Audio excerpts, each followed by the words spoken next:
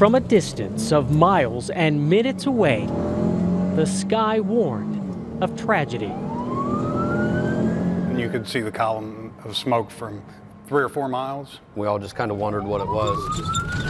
The camera in an Ohio Highway Patrol cruiser recorded the crash on I-70 on November 14th last year. Oh my. As firefighters were on their way, including Andy Smith from Violet Township.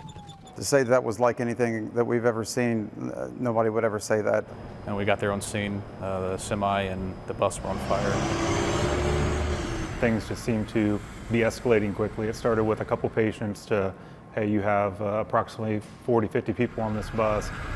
Bystanders were the first to help passengers escape through windows as the bus carrying the Tusky Valley High School band burned in a pileup of 5 vehicles. The first fire trucks came from West Licking, carrying Lieutenant Brian Palmer and Tony Weisent. At no point in my career did I ever think that I would be entering a bus that was well involved in fire with the task of looking for people that are trapped. Come on. Buddy, anyone here? A preliminary search by this state trooper armed with a small extinguisher. Anyone? But no other fire gear. Found no one. And while he tried to get to the back of the bus, the extinguisher, come on, no bigger than what you might have in your home, was no match for the inferno. Well, we got to count, are you sure? And after about 30 seconds, the smoke and flames became too much for him and the bystanders. I don't see anyone. With him. Somebody get a count on the kid. Count them off. Soon, firefighters from Violet Township joined the search, including Lieutenant Kevin McFarland. It was just doing our job, doing what we're trained to do with search. We all had ridden buses as kids, knowing how the seats kind of play out, and we had a game plan going into it. The response grew with firefighters, officers, and more from 24 agencies working as a team. This crews did a fantastic job. Extinguishing the fire, assessing injuries. Does anyone need EMS? And taking 15 kids, along with several drivers, to hospitals.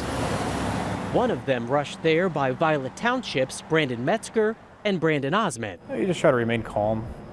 Focus on the job that you're there to do, and then just go from there. We train a lot together, even though we're from different departments. A lot of times people throw out chaos, and yeah, it was, but it was very organized chaos. Still, even with logistical success, the forewarned tragedy came. A small community, school. You can't even imagine what that town and that school and community has lost. 3 Tusky Valley students and 3 chaperones died. A reality firefighters felt as fathers. I am. I've got 4 kids. A reality they addressed with peer and professional support options. It's a tough pill to swallow. That you used to be, macho firefighters, you're not supposed to have feelings, you're desensitized to it. And now it's more of services are available and everybody deals with it a little bit different. And then even just at the kitchen table at every firehouse is where you can find a lot of support.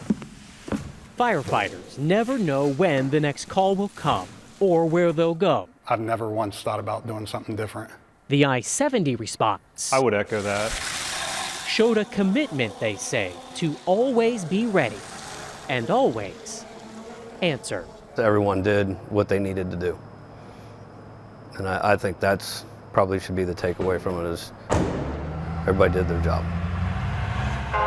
Mike McCarthy, ABC 6 News.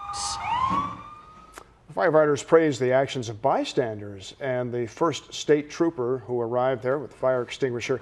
They think that early rescues from the bus saved lives. And we tried to speak with that trooper, but the Highway Patrol declined our request, citing the ongoing crash investigation. We have even more extensive coverage of this developing story on our ABC 6 app and website. You can read the full crash report from the state and federal investigators. We've also shared the entire body camera video from the trooper showing actions firefighters described as heroic. Marshall?